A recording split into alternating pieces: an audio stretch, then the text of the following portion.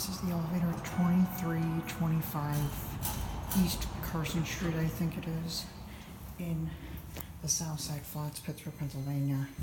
Just a Schindler 300A elevator with MT fixtures. We'll go down to the basement.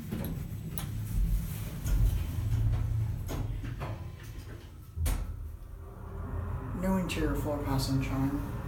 Schindler MT fixtures 300A installed in 2000. The basement.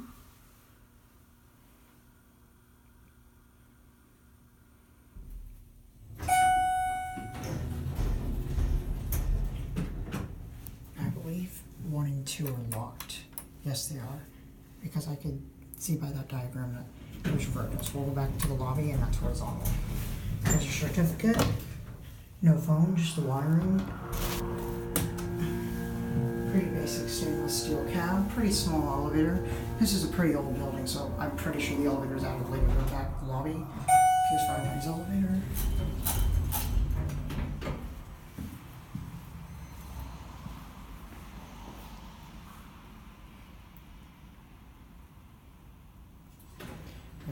That's going to be it.